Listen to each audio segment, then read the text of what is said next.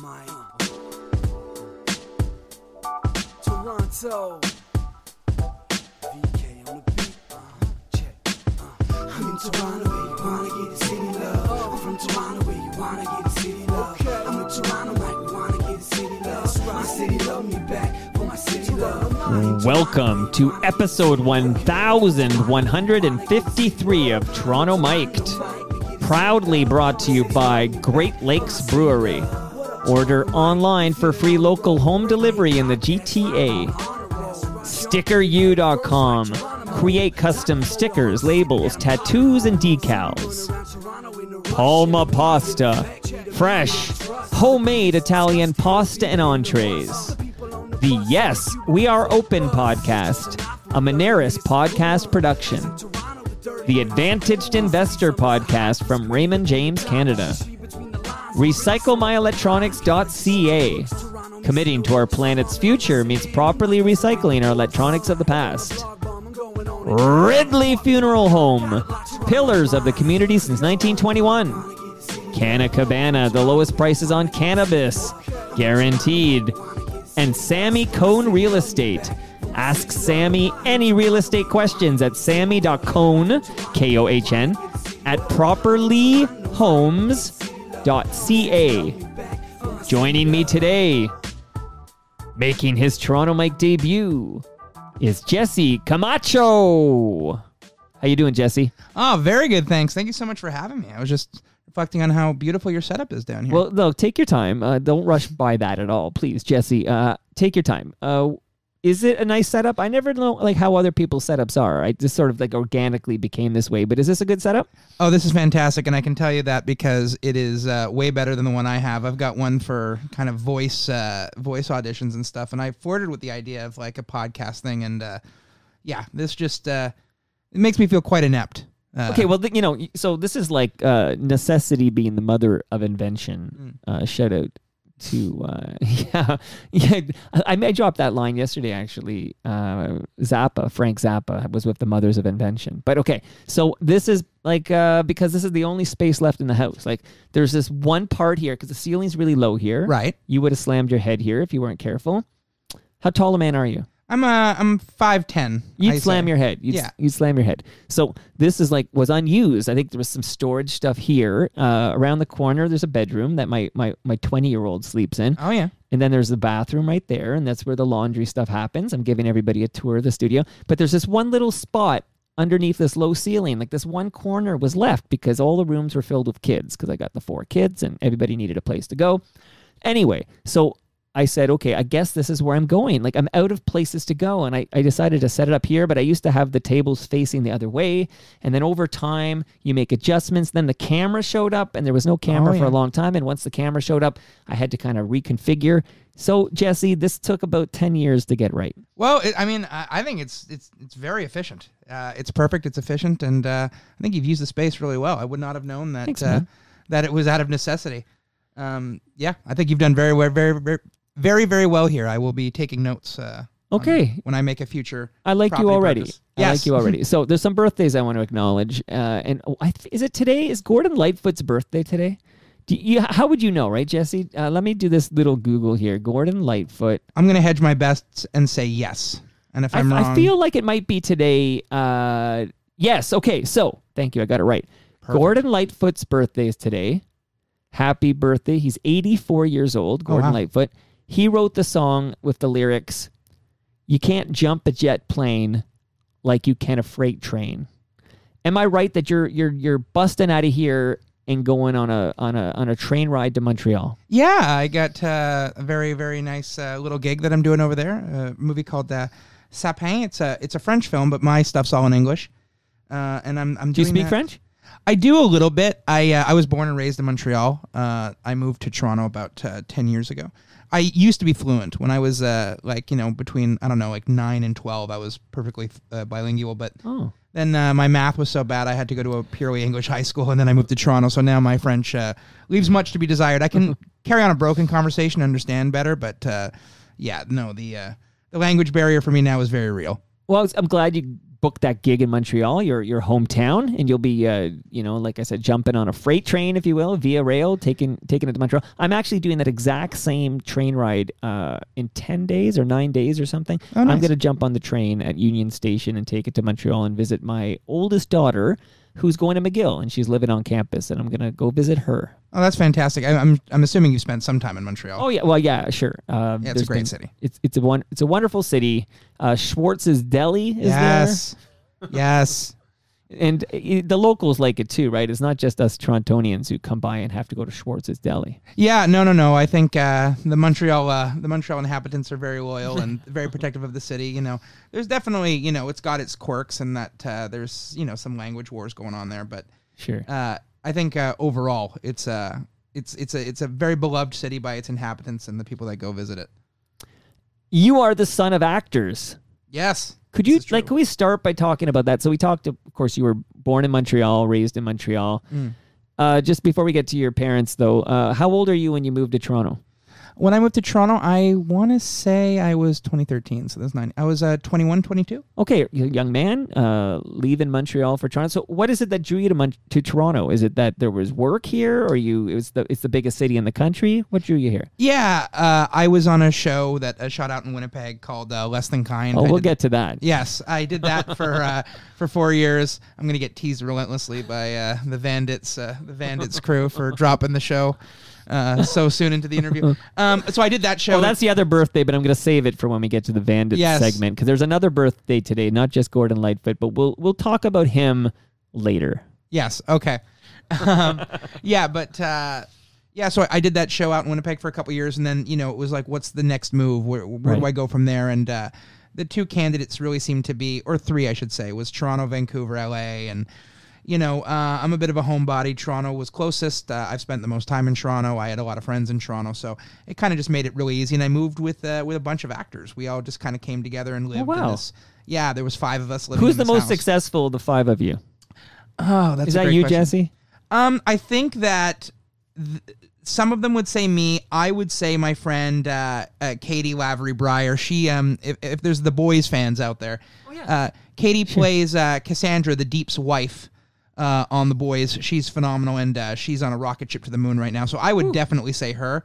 I think they would all agree. I think that they would all agree. Okay, but you're right there, Jesse. We'll get into it, but let's talk about your parents for a moment here. I pulled one credit, so I went to their IMDb page. Okay, so your dad's name is Mark. Yes. He was just one credit. There's many on IMDb, but I'm picking X-Men: Days of Future Past. Yeah, that's the one that I think. That I dropped first when people ask me, because everybody knows that movie, right? Yes. Like it's yeah. And he he was he had a nice prominent part in that. He played Richard Nixon, so he was buried under a lot of prosthetics, but it's a memorable turn, and that was super cool. My sister and I got to go visit that set one day, and cool. We were sitting right next to James McAvoy and Michael Fassbender, Peter Jackson, Peter Dinklage, Jennifer Lawrence, Nicholas Hoult, and it was just like, is this real life? Like what's happening right now? Wow. But yes, that was I think that was probably my dad's favorite gig that he ever got to do as well. All right, and not to be outdone, your mom Pauline Little was in The Day After Tomorrow. Yes. Yeah, she had a nice little kind of walk-on role in that. I think she was in the big conference with all the world leaders. Well, you know what? No one needs the details. You just say she starred in The Day After Tomorrow. She starred in The Day After Tomorrow. She's got a great Netflix show coming out called The Recruit, starring Noah Centineo, who's kind of taken the world by storm. And that comes out, I think, in, I don't know, January or something. But she's got a really great role in that. I'm very lucky. My parents have been exceptional inspirations for me. It sounds like you had no choice but to get into acting. I mean, you're in a family where your mom and dad are both acting, and it was natural for you to do the same, I'm guessing? Yeah, I mean, it's funny. A lot of people kind of think or assume that, not that there was a pressure, but that, it was sort of like that was the only road. I mean, I was the driver of that bus. I wanted to act since I kind of came out of the womb. I grew up, visiting my dad and mom on set and seeing them in plays and stuff. So when I was 5, I really kind of started asking, and their knee-jerk reaction was more of like, are you sure? Is this really the road you want to go down? There's a lot of rejection. I can be kind of sensitive, so there was definitely a bit of a resistance. Oh yeah, because I feel like I'm this guy's now his official biographer, but Dean McDermott is a guy I've been talking to like a lot lately. And, you know, he'll go on so many auditions, especially now that I guess after COVID now, you don't have to go physically to a place. You can like zoom in your audition.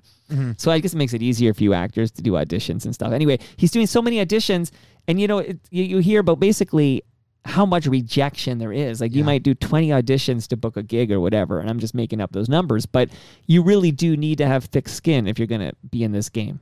Yeah, and I definitely... I've had moments where the skin was not thick enough. Let's put it that way. But yeah, you know, some like it's weird. When I was a kid, I was lucky. I booked one of the first things I read for, and I'll bring this down for you just a minute. Oh yeah, cool. And so I think I was a little spoiled the first couple years, but I quickly learned that you know, beginner's luck doesn't translate when you're in the industry for that long. Well, we're gonna talk. This is the home of real talk. I don't know if you were prepped, but we're gonna get into it here. Yeah, my friend. We're gonna do it, and soon I'll tell you that I have been in the same room as you twice. Okay, but we'll get to that in a moment here. So, what is like your first taste of acting? Like, how do you start getting into acting?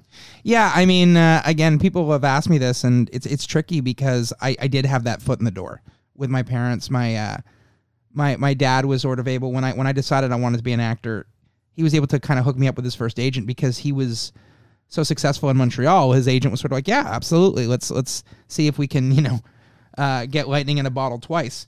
But you know, I would say for most people, that's just not the traditional route. I got really lucky that way. But I think the first thing I ever booked was a guest spot on a show called Big Wolf on Campus.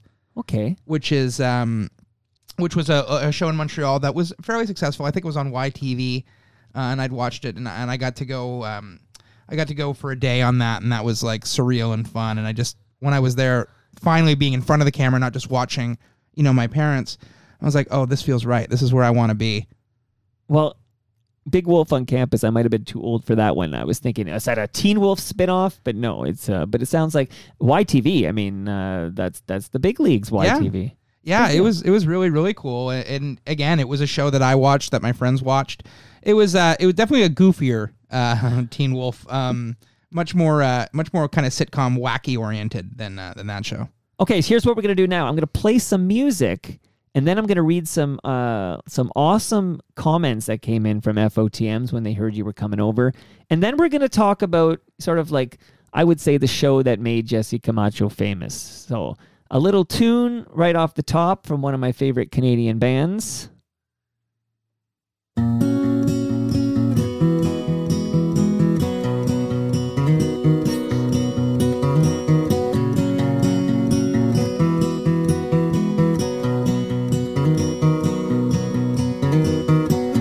Late afternoon, another day is nearly done. A darker gray is breaking through a lighter one. 1,000 sharpened elbows in the underground. That hollow, hurried sound of feet on polished floor. And in the dollar store, the clerk is closing up and counting loonies, trying not to say, I hate Winnipeg. I love this song. I don't hate Winnipeg, and I love this song, The Weaker Thans. Great song. Never heard of it. That's crazy. No, I love that. I love that song too. I know you're pulling my leg, of course, because here I'm going to read the comments and then we're going to get into it because a lot of people want to talk about this underappreciated but beloved television program. Okay, Terry Hart. Now, Terry Hart's an FOTM. You're now an FOTM, Jesse. That means friend of Toronto Mike. So welcome to the family. Thank you. Terry Hart, who's coming back. Terry Hart's coming on with Tara Sloan. And I don't know why I'm putting them together other than they had an exchange on Twitter, so I figured they are friendly enough, and their names sounded similar to me, like Terry and Tara. So I'm like, I want Terry and Tara in my basement together, and it's happening. See, Jesse, you just got to like imagine these things, and you can make them happen. That's how it all comes together. I'm so powerful. Okay, so Terry Hart writes in when I said Jesse was coming on the program. He's a delight. Less Than Kind was way ahead of its time. And then Mike Moniz writes in, Less Than Kind was an amazing show that was criminally overlooked. Then the Produce Stand writes in, I feel Less Than Kind deserves to be mentioned in the same breath as shows like Corner Gas or Kim's Convenience. It's Jesse, very kind. let's talk. Oh, it's more than kind. Yes. See what I did there? Okay. Yes. Tell us how you got Less Than Kind. Tell me anything. I'm just going to sit back and listen to you tell me all the details and everything you can about Less Than Kind. Well, there's a lot of fun stuff to unpack with Less Than Kind. Take your time. You're the one with the train departing the station. Take your time. Yeah, so I'd been acting for, I think, about 9 years, and I'd had some success and done some really cool projects and some fun indies and, kind of had some nice juicy parts. But then I remember getting this breakdown for this show called Less Than Kind, and for this character Sheldon, who is this kind of overweight, not traditional leading man who kind of has, he's very, very intelligent. That's where we kind of differ. I'm not as smart as my character on Less Than Kind. But there's in him a bit of this resentment about, the body that he's in and, wanting to overcome that. And on top of that, he's stuck in Winnipeg. The show's a love letter to Winnipeg, but, it's kind of like the song buried underneath this sort of, surface level resentment. And he has a crazy family. And I just read this and I said, I get this one. I get it. It's one of those. So it happened twice in my life. One was Less Than Kind. One was a show that I didn't end up booking where I read the breakdown. I said, I just don't know if there's someone else that gets this like I do. And I'm not What was that other? I need to. to ask now. What was the show you didn't book? It's actually a show that's airing right now called Reginald the Vampire. Okay. On Sci-Fi. But it's starring the very, very talented Jacob Batalon from the Spider-Man movies.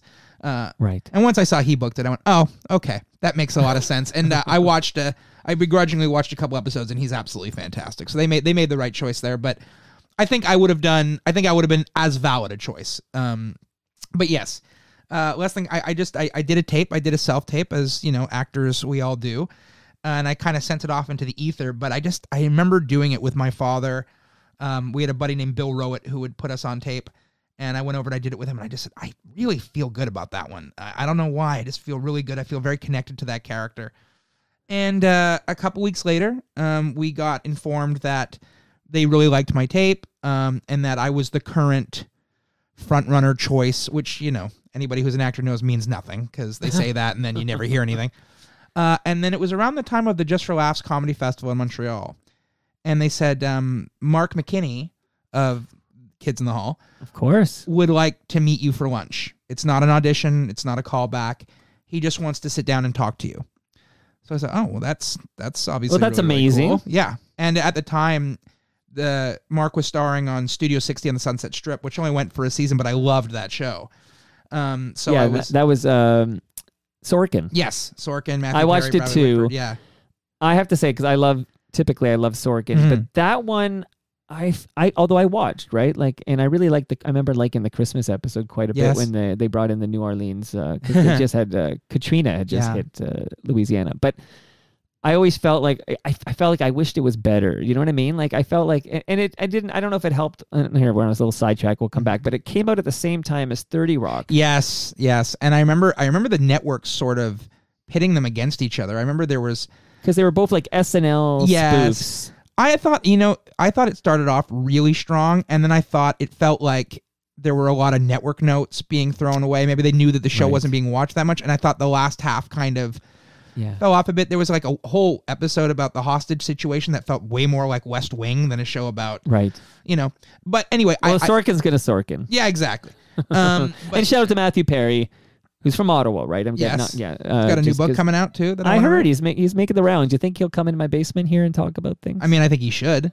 Whether he will or not, I don't know, but I think he definitely should. So many Canadian connections, of course. He's a proud Canadian. But okay. In fact, if you watch Friends, which I try not to do, but when you do, often in his cubicle, you can see a Blue Jays hat. This is like his nod to the motherland. But please. I was a huge Friends guy growing up. But anyway, that's neither here nor there. Mark McKinney. Yes. One of the kids in the hall wants to have lunch with Jesse Camacho. Amazing. Yes. So I believe I was with my mom. It could have been my dad. Anyway, we went and we met, and it was a very pleasant talk. He was very, very kind. He was very funny, as you know. Good. No shocker there. And he made no promises, but he said, "I just want you to know that no matter what happens, you did a great job. You know, we're still seeing people. We're still in the process, but I just wanted you to know your audition was really, really good, and you did a great job, and it's very much a possibility." And Right. I thought that was really kind, because you don't usually hear that kind of stuff. You usually just, you hear no feedback, and then 3 years later, you run into a producer who goes, "Oh, yeah, it was between you and, you know, this person that ended up being a huge star because of this movie." And you're like, "Oh, crap," you know?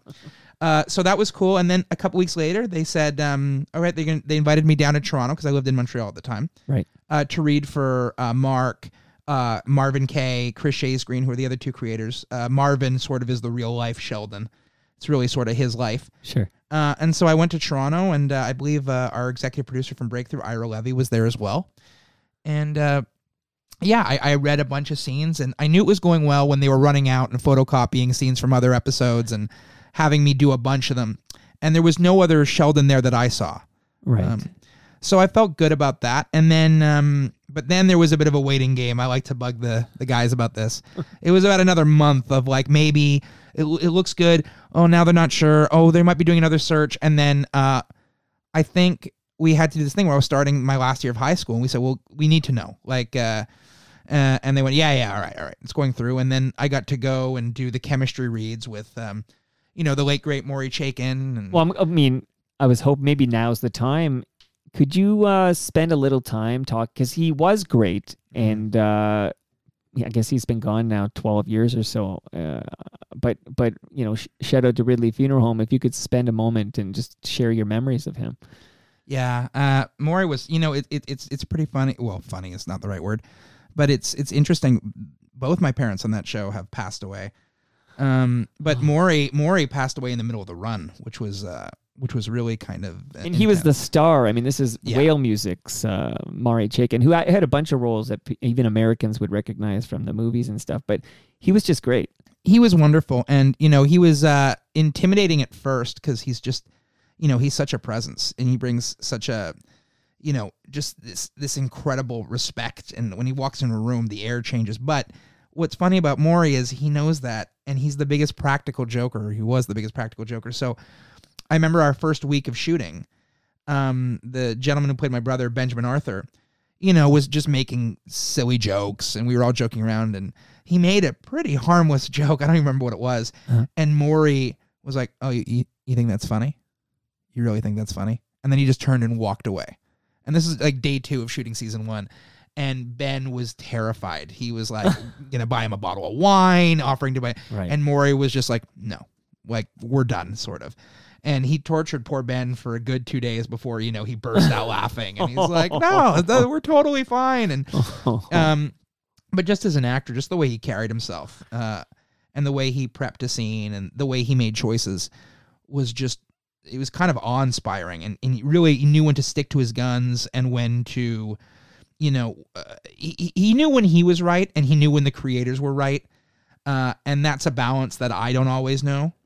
And just as a person, he was incredibly kind, and, you know, always willing to tell a great story, or, you know, give advice. And I am a little bummed that we didn't get to interact more offset, because they were staying at a hotel, and I had a guardian for the first 2 seasons. So I was staying at an apartment away. So I know Ben, who played my brother, and Wendell, who played my mom, who also passed away. Like, Sorry, who played your mom again? her name is Wendell Meldrum. I would say, the thing a lot of people know her from as the low talker on Seinfeld. Oh my gosh, yeah. Yeah.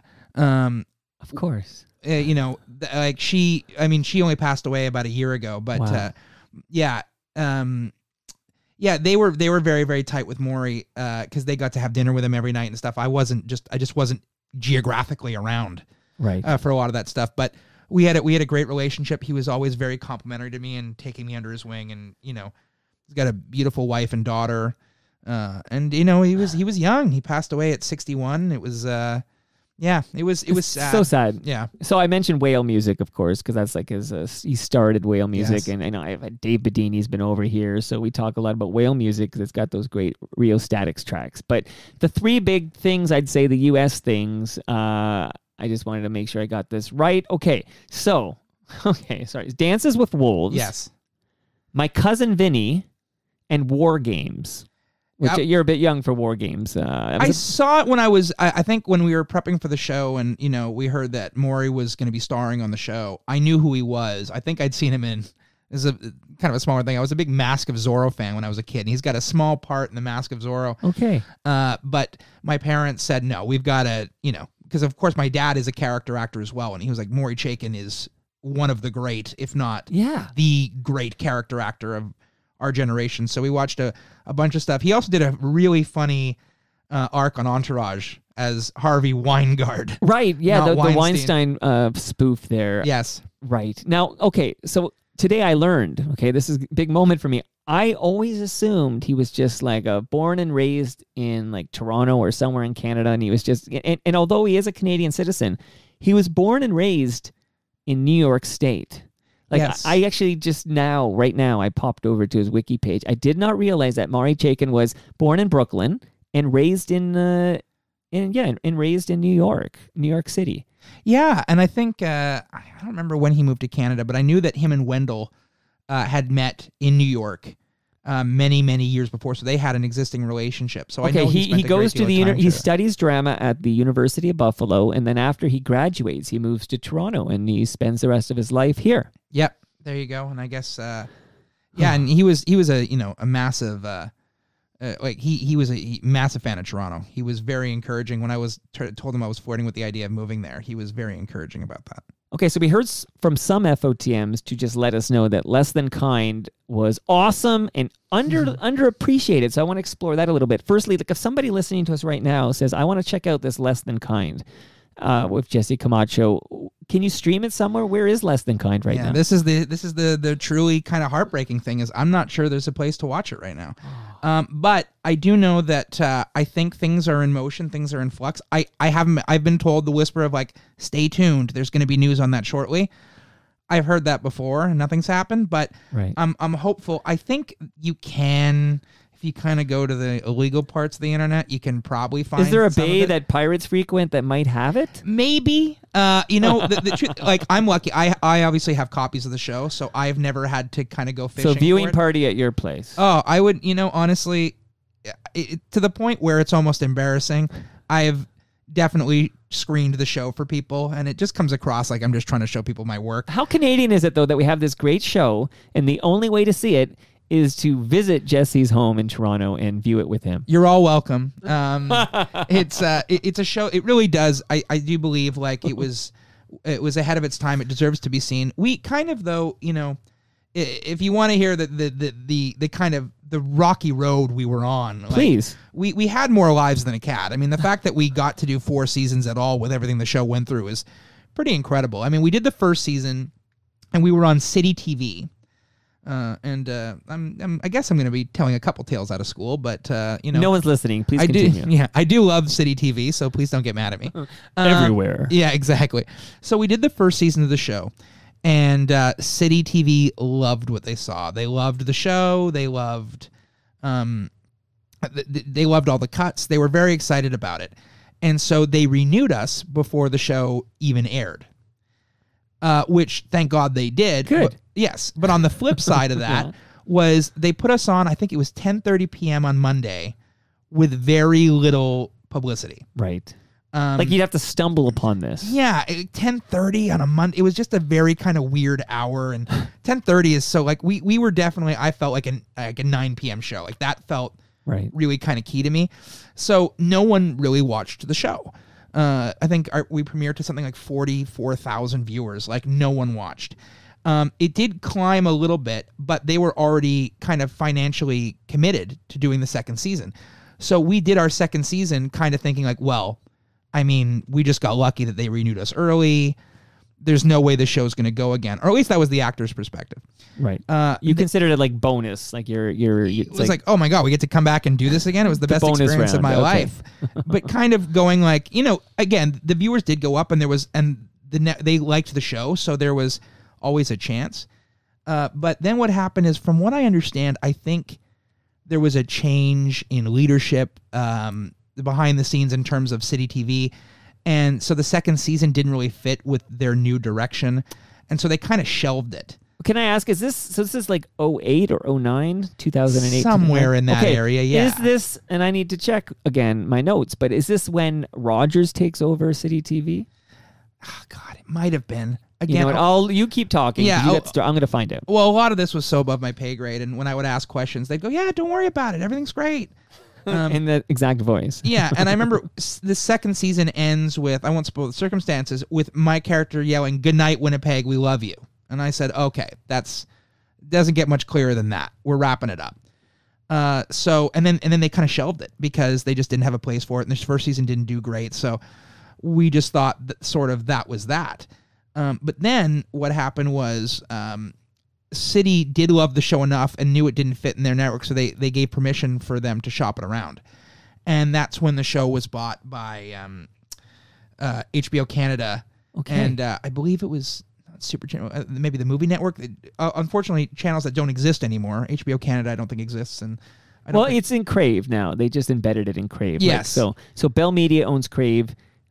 And I know this because I subscribe. And if you want any if I want to watch White Lotus, it's going to be on Crave. Yes. Hey, it's just Jesse, just to fill in the gaps here. That is a strange time for City TV because as I look here, it was announced in June 2007 that CTV was selling City TV to Rogers, and that transaction's completed, like, I think literally on Halloween 2007. So you got new ownership as you come into 2008. You got brand new ownership of City TV, which is, of course, some cable company called Rogers. I don't know if you heard of those guys. But so they take over, and then this is exactly when Less Than Kind is debuting on City TV, which is 2008. So it is an interesting time of flux, like when Rogers is trying to figure out what is City TV, what kind of branding do we want to use? And I could see that being a strange time for shows like Less Than Kind. But I will also say this before we get back to you, because nobody cares what I think about this. I wasn't there. But I would say that station, City TV, is still owned by Rogers.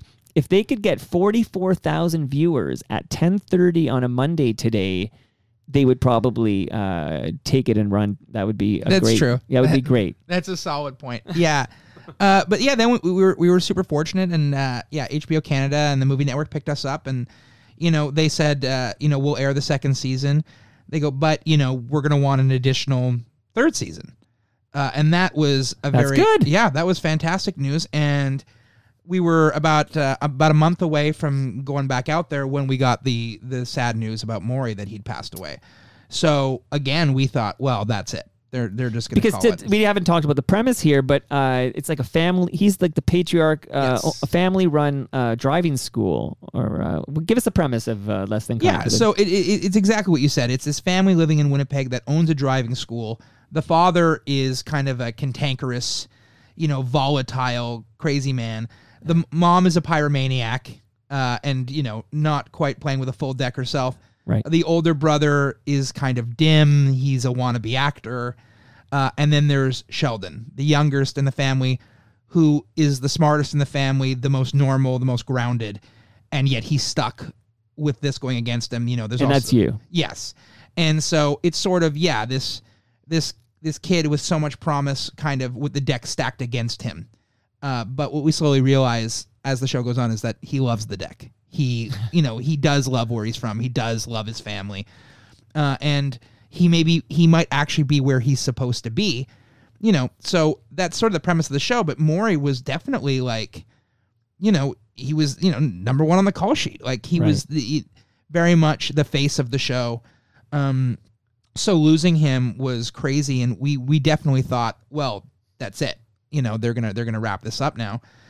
And we were kind of at peace with that because we said, what is the show without Maury? Right. And then the writers kind of started talking, and they got back to us, and they said, well, what if this happens to the Blecher family? Like, what if they lose, the patriarch? And of course, we were excited. We were so spread out when we heard Maury died. I'm in Montreal. Ben was in Vancouver at the time. Wendell was in LA.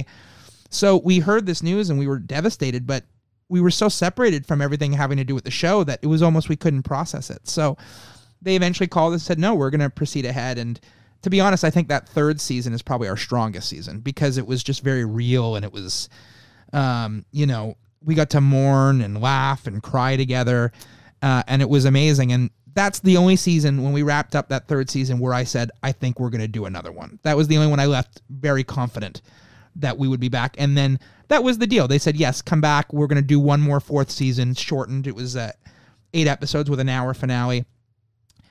So yeah, season 1, I didn't think we were coming back. Season 2, I definitely didn't think we were coming back. And then Maury passed away. In season 3, I had a good feeling we would do one more. So if HBO is now, for season 3 and 4, HBO is financing it, right? HBO Canada, which is apparently different than HBO. I was going to say, why can't this be streaming right now on Crave? If HBO don't ask me. I would love that. I think it'd be fantastic. Who else am I going to ask? You're the only one here. Okay. So just me thinking out loud, that not the first time I've heard of a charming as heck Canadian series being lost in this on-demand digital universe because of bullshit. Yeah, definitely. And I think the problem is that because the first season was sort of its own thing, I don't know the details, but I think there's some rights issues. Like some networks own some stuff, some own another stuff. But I from what I understand, there is going to be movement on that at some point because it's tricky. I think, there's just so much content out there today. So on one hand, it's very exciting because I think there's so many places the show could live and find an audience. But on the flip side of that, it's, it is a 10-year-old show. And, finding it amidst the library of things today will be tricky. But I do think if the right people watch it, they'll realize that it was a great show and it's a blast to watch. So I'm hopeful. And you could revive it. I mean, you could. I mean, your parents are dead, sadly. Shout out to Ridley Funeral Home. But you could revive this series, right? Absolutely. And I think there's a lot of opportunity there. I mean, I don't think that's been a discussion. I think it's tough. The show was a critical darling. We won Best Comedy twice, and that's the Geminis, or is that the Screen Awards? So I believe changed the name at some point. It happened while we were on it. So I think, and I could be wrong on this, Gemini. we won for season 2. That was a Gemini. Okay. And then I think when we won for season 3, that was the CSA. Gotcha. Because they merged the what were they called? Juno? Not Juno. That's music. Geminis and Genies. That's the name I'm looking for. Yeah, they merged them into the Canadian Screen Awards. Yeah, and what's funny is I'm starting to think I was the bad luck charm because the only award ceremonies I went to were the first and fourth season when we lost, and the 2 I missed were the 2 we won.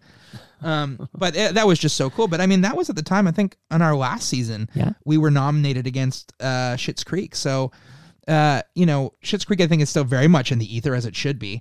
And our show, we did overlap with them for, I believe, like a season. So, I definitely think there's a good shot for the show. And God, a revival would be so much fun.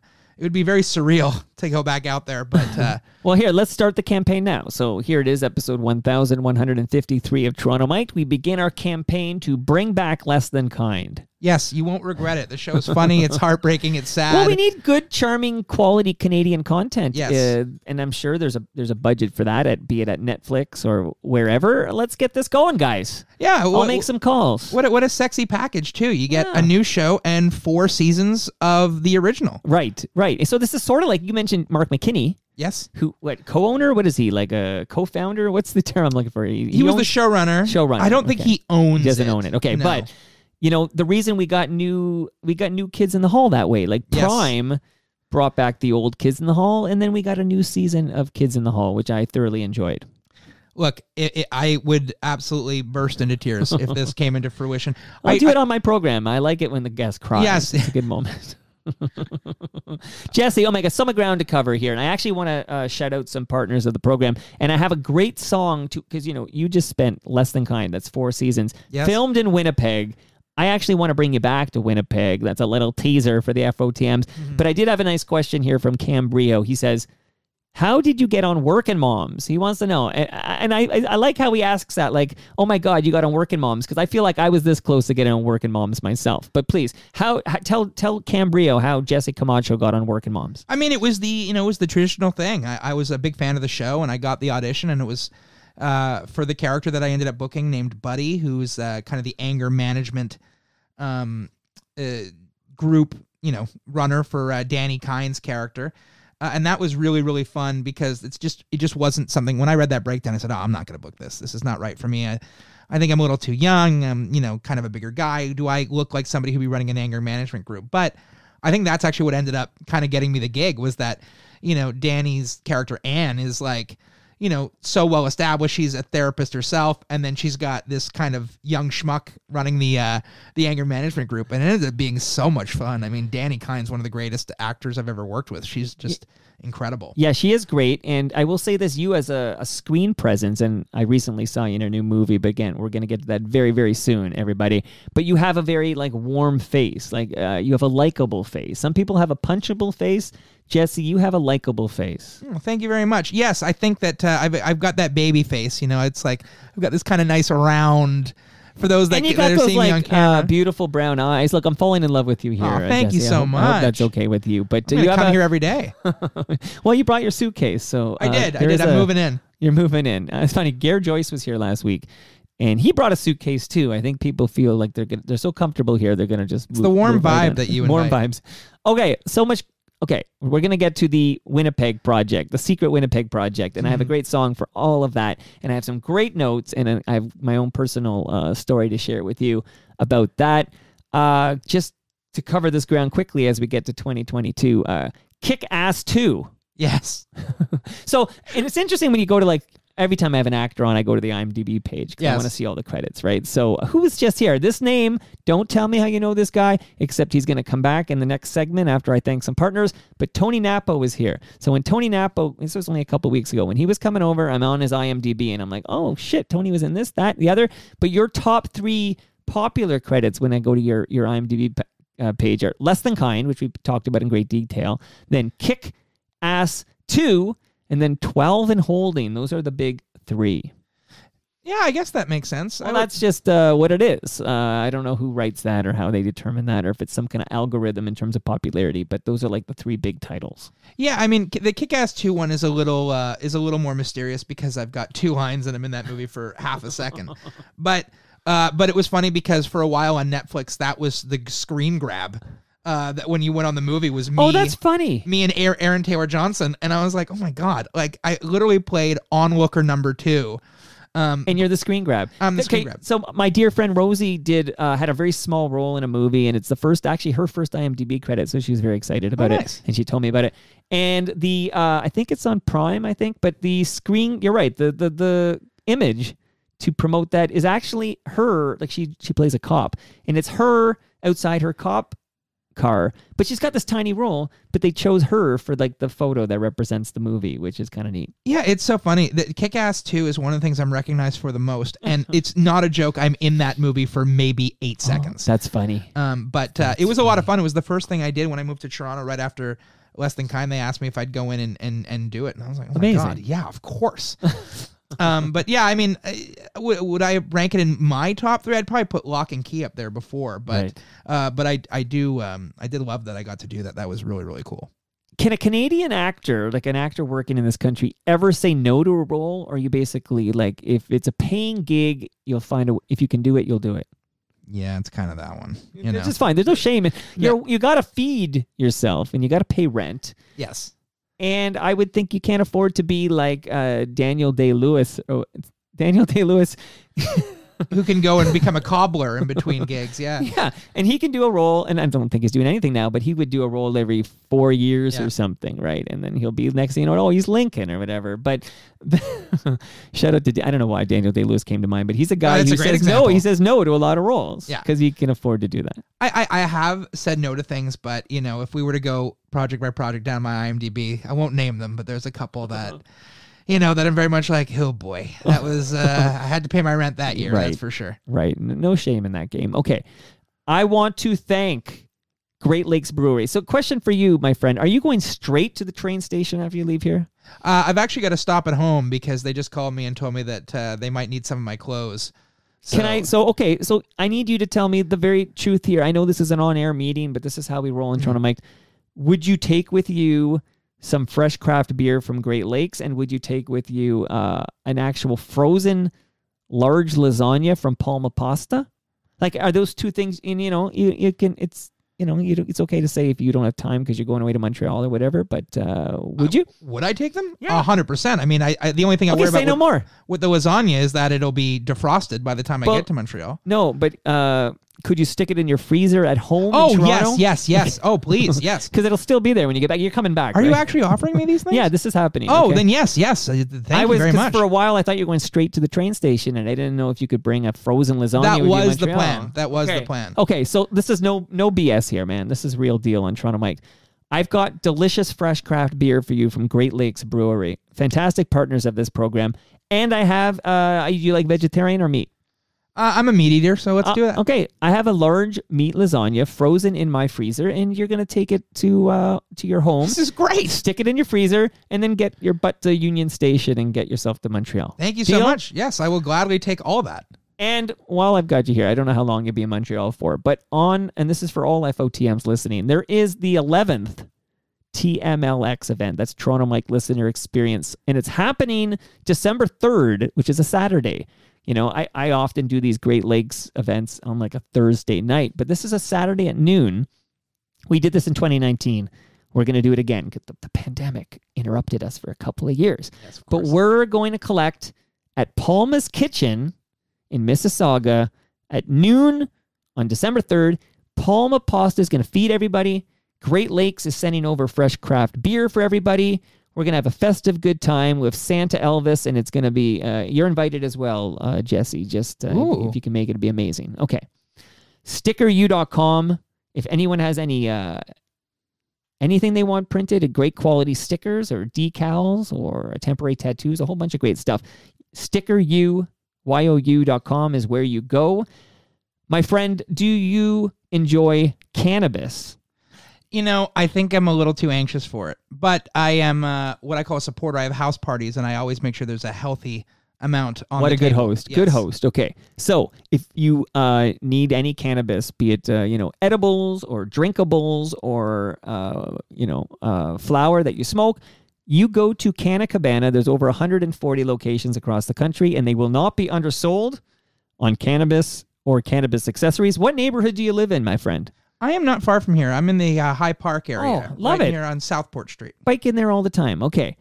If you have any real estate questions in the GTA, the man to talk to is Sammy Cohn. He's actually also the drummer for The Watchmen. So he's got the great side hustle where he drums in one of Canada's great rock and roll bands and it's all going to come full circle. You ready? From Winnipeg. There you go.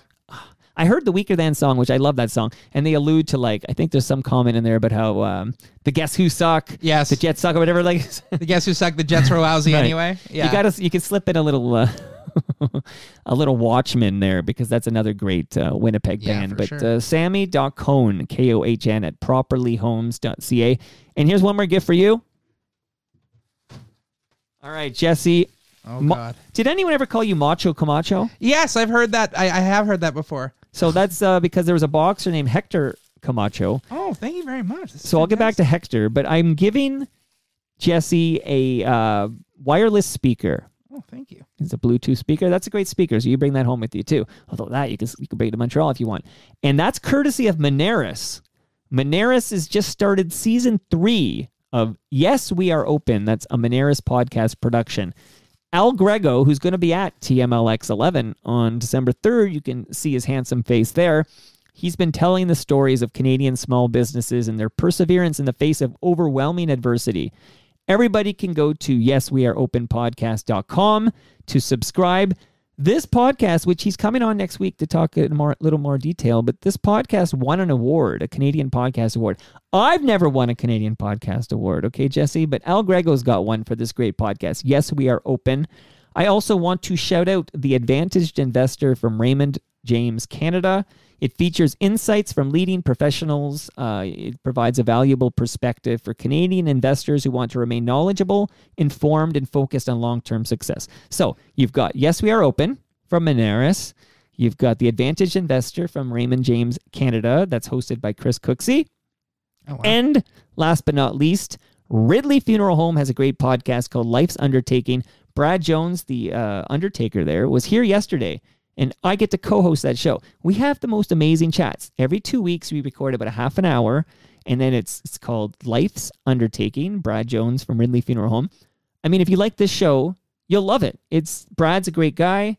We have real talk. It's just a wonderful conversation. So I urge everyone to subscribe to those 3 podcasts. And now I warned you I had a song to introduce this next segment here. Just to get us in the mood here. Let it wash over you, Jesse. Yes. Getting PTSD.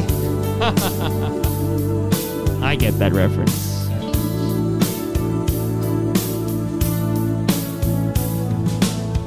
And if you want to sing, go ahead. How do you cool your lips? He's taking a pass. Well, first of all, you don't want to hear me sing. Trust me. I'll be the judge of that. Oh my! All right, let her get to the chorus, and then we'll bring down Ms. Arden. Yes. After the body bliss, how do you turn your eyes from the romantic glare? Woo. How do you block the sound of a voice? This is a jam right here. Woo. She's fantastic. She's so good. I really should have known by the time you drove me home, by the vagueness in your eyes, your casual goodbyes, by the chill in your embrace, the expression on your face that told me maybe you might have some advice to give on how to be insensitive. All right, Dale Cadeau, who's a good FOTM, he writes in, I was sitting beside two of Jesse's superfans at the Bandits premiere. This is at Scotiabank Theatre a couple of weeks ago. Yes. Two energetic young girls screaming, "We love you, Jesse." That sounds like it was just my roommates that I invited there. That might have been my friends Don't Alex say and that. Izzy I just too. say they're the fans in the wild. It must be one of my millions of fans that showed up. Al Grego, who, by the way, we just talked about because he hosts that Yes, We Are Open podcast from Moneris. Al Grego says, I had the pleasure of meeting him at the Toronto premiere of Faking a Murderer. Yes. I saw you there too, so I mentioned I was in the room with you twice. That was the first time. Less Than Kind is one of my favorite Canadian shows, so that's Al Grego. Moose Grumpy, I'll save hers till after I read this gentleman whose birthday it is today. So let's say happy birthday. Happy birthday. To FOTM Stu Stone. Yes, of course. Good old Stu Stone. Happy birthday, buddy. I got to send him a text. He writes in, Jesse Camacho is a hidden gem and a monster talent, and I'm so excited for the FOTMs to get to know him. What a liar. What a liar. But then Moose Grumpy, she writes in, because I said, hey, if you have a question or a comment for Jesse, let me know. And this on Twitter, you saw that. And then she says, insider info on Stu Stone as a director, please. How much time do you have? I'd make time for that one. Firstly, how do you know Stu Stone? I met him on the film. Bandits? Yeah, I met him on Bandits. I met him at the my callback.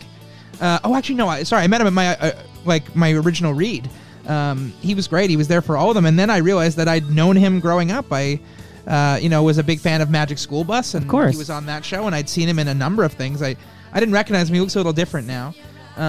But yeah, so I've only really known Stu for about a little over a year now. So, okay, so you were booked to play a role in Bandits. Yes. Bandits, of course, is the latest movie directed by Stu Stone. It's from 5-7 Films, which is Stu Stone and his brother-in-law, Adam Rodness. Yeah, guess how tall they are. 5'10". Perfect. Yeah, he might not hit his head in this basement, actually. But shout out to Stu Stone. Happy birthday, buddy. Okay, so Bandits talks. So what kind of director is Stu Stone? Now, we should tell people this film was, and I just had Tony Napo on the program, so we went into great detail, but it was filmed in Winnipeg. Everything seems to come back to Winnipeg for you. What was it like, first of all, going back to Winnipeg, where you filmed Less Than Kind? What was that like? It was kind of a dream come true. I've been wanting to go. I haven't gone back since Less Than Kind ended, and I'd been promising for years and years that I would. So, I mean, that was definitely one of the major things that jumped out at me when I read that breakdown. So, this would be... First of all, the project itself sounded like a blast, and then I saw it was shooting in Winnipeg. So it was a really exciting prospect. Especially, you know, I know Tony, or I knew of Tony, so getting to work with him. I was going to ask you whether you already knew Tony, because he's in got a lengthy IMDb page himself. Yeah, we had met several times. My dad and him did a play together many years ago in Montreal. So I had met him a couple times in passing, but I obviously knew of him, his body of work, and just Tony as a human being. You know, he's got a reputation, a good one, but he's fun. He's a big presence. He came over with his dog later one evening. He came over, and it was quite the vibe. Like, yes. He was just like a shot out of a cannon. Did he lose any teeth while he was here?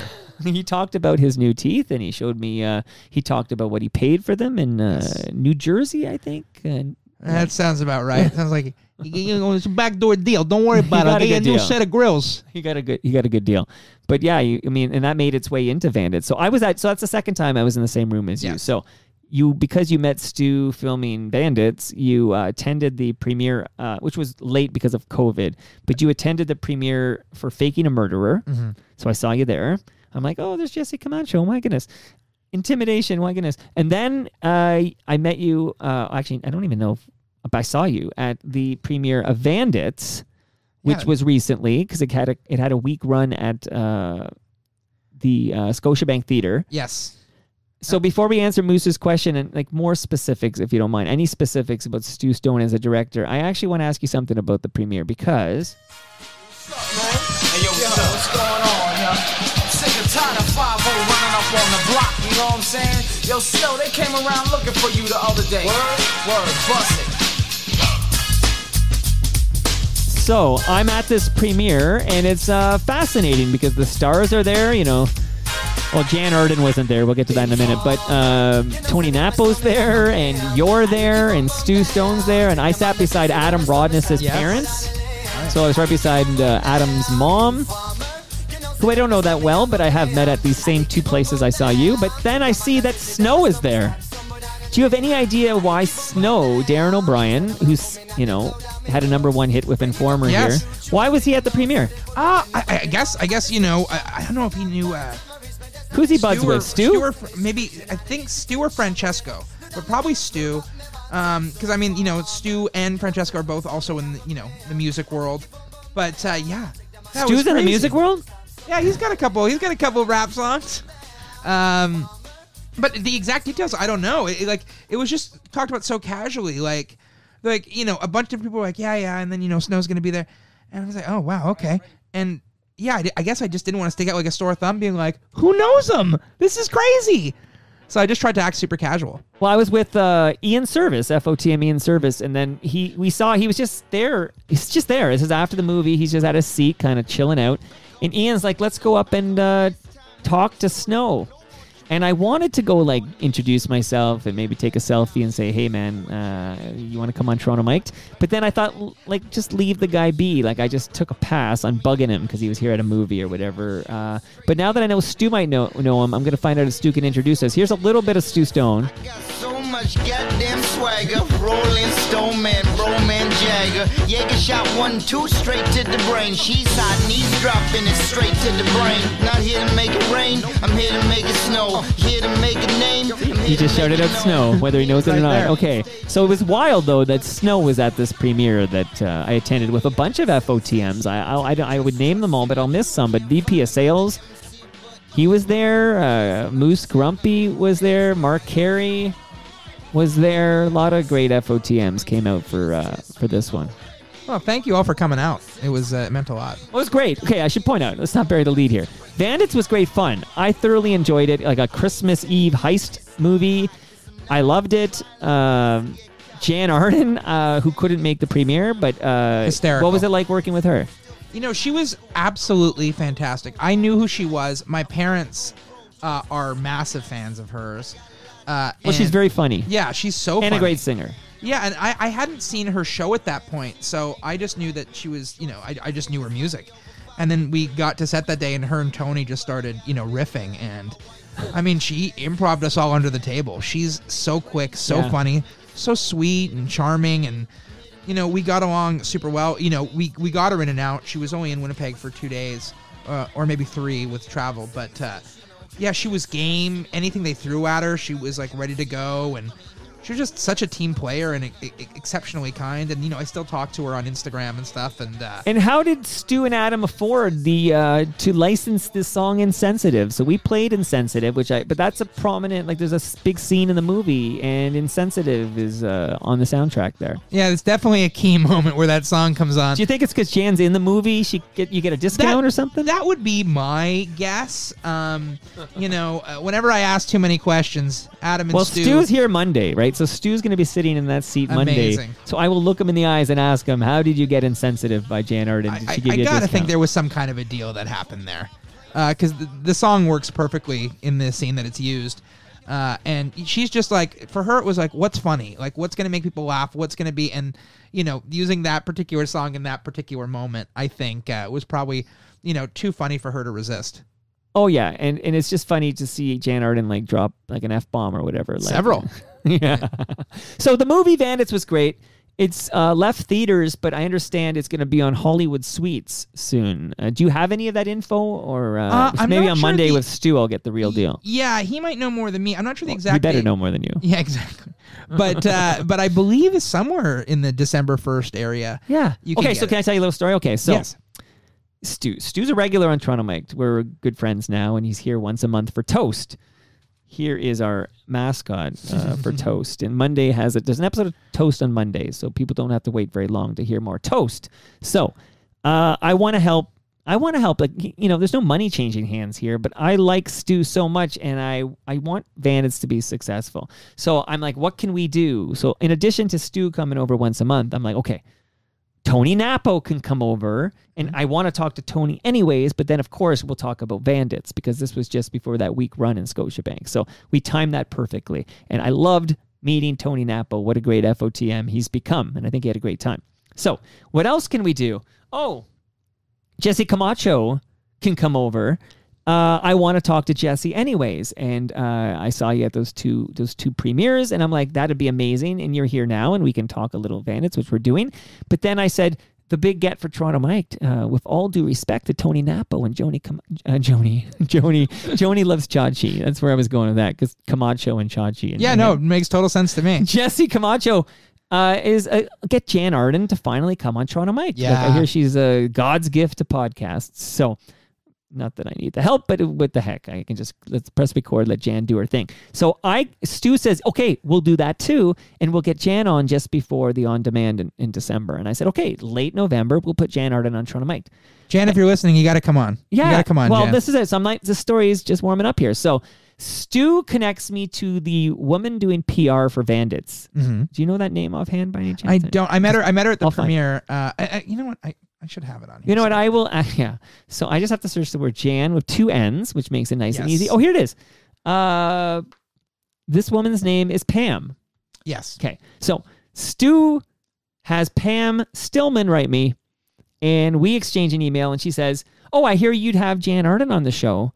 And I said, yes, I would have Jan Arden on the show. And she says, okay, well, I'll talk to her.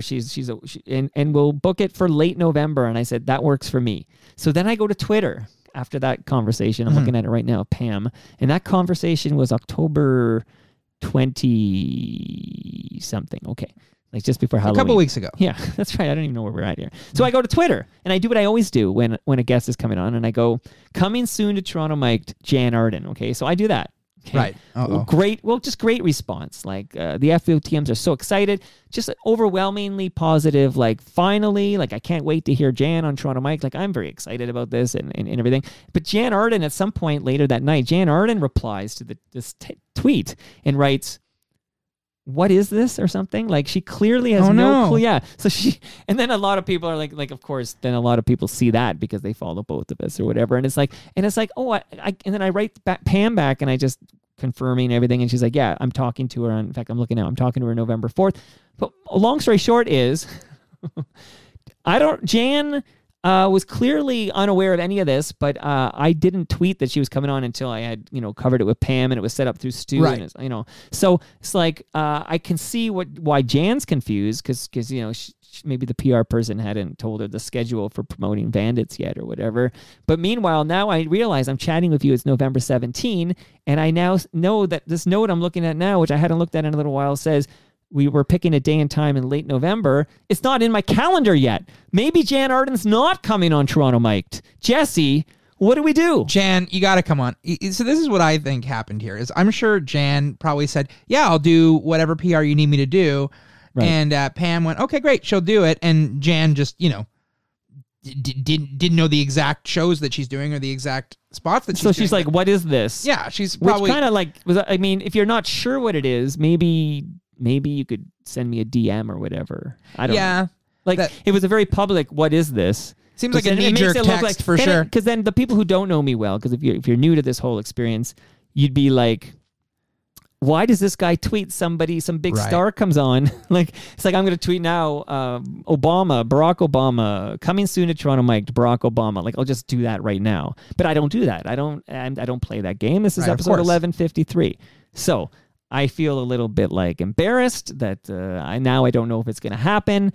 And that's where we're at with Jan Arden on Toronto Mike. Well, I hope that she comes on. That seems like she, I'm not going to criticize Jan, but it sounds like, maybe she tweeted very quickly. She read about something, she tweeted very quickly. Right, because she's a tweeter. She's an active tweeter. Yes, she is an active tweeter. But she's incredibly kind, and I really do hope that we're, because she'd be great here. She'd be fantastic. Thank you, Jesse. I knew I liked you. It's more than just a warm Jan, face. come on. Come on in, Jan. You'll have a great time. And you guys will be able to laugh about this and sort it all out, and it'll be great. And everyone will get to hear it, and it'll be, it'll be a beautiful coming together. Love it. Love it. Love it. Okay, so Bandits is a great movie. I saw it. It was fun viewing, and it is coming to Hollywood Suites. Shout out to FOTM David Kynes. I will have super specifics on Monday's episode of Toast when Stu Stone drops by, as to dates and stuff, but where can you get it on demand and stuff. So that's coming soon. So if you missed it in its theatrical run, and I heard Winnipeg extended it an extra week, it was so popular. So you should see Bandits and support Stu Stone and support Jesse Camacho. And are you going to do more movies of Stu Stone? I will do anything Stu Stone wants me to do. I think once he finds people, he likes Tony so much in Faking a Murderer. He said, Tony, you're my guy for my next movie. I feel like that's going to happen with you as well. Stu and Adam are going to be we need Jesse Camacho. Yeah, well, I certainly hope so. We've definitely discussed it. What the specifics of that would be, I have no idea. But I'm there for them anytime they need. I had such a ball with those guys. They're so creative and they've got so many amazing ideas. And I just know anything they do is going to be just completely original and completely fun. And I would work with them tomorrow or today. Happy birthday, Stu. We've just locked up Jesse for the next 5-7 film. Yes. Done deal. I get my cut, of course, brokering this deal. My 15%. Jesse, 15% of nothing. Might be nothing. I don't know. Jesse Camacho, so glad you came by. I know you got to go to Montreal, but is there anything else? You're the one with the train to catch, but is there anything else on your way here? You're like, oh, I hope I get a chance to mention this, or I hope we can talk about that. Anything at all on your mind, my friend? Nothing specific. I would say, please, check out Bandits when it hits Hollywood Suites. You're going to have so much fun. It's 90 minutes of fun. You're going to laugh.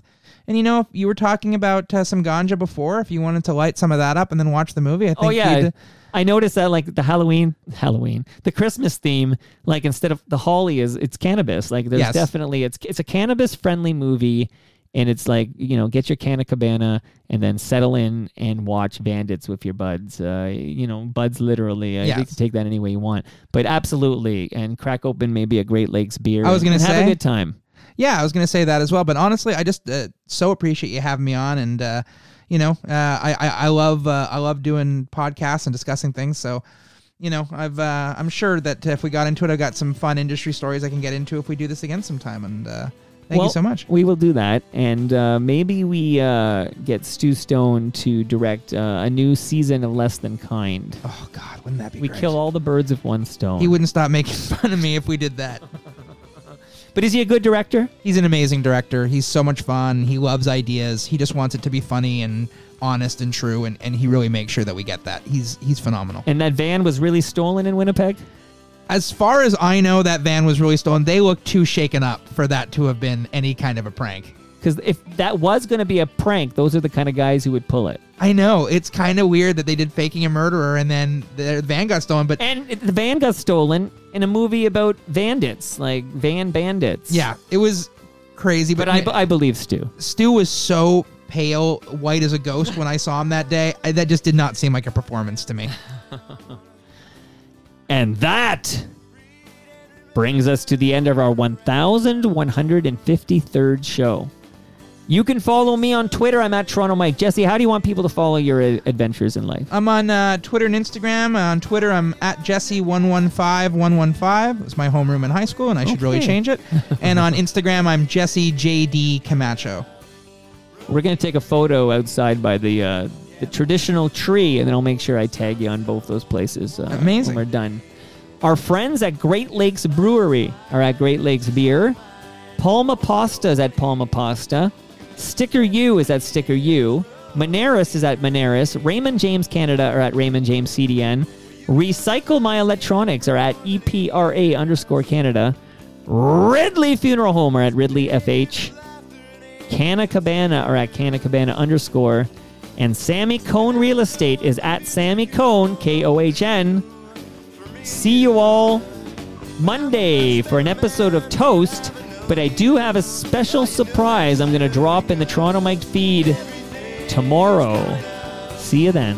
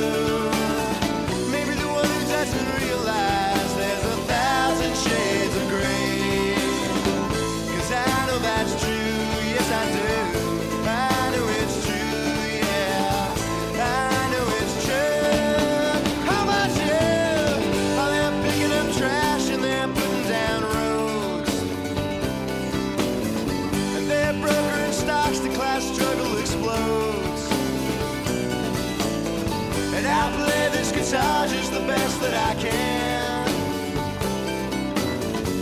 Well, maybe I'm not, and maybe I am. Who gives a damn? Because everything is coming up rosy and green.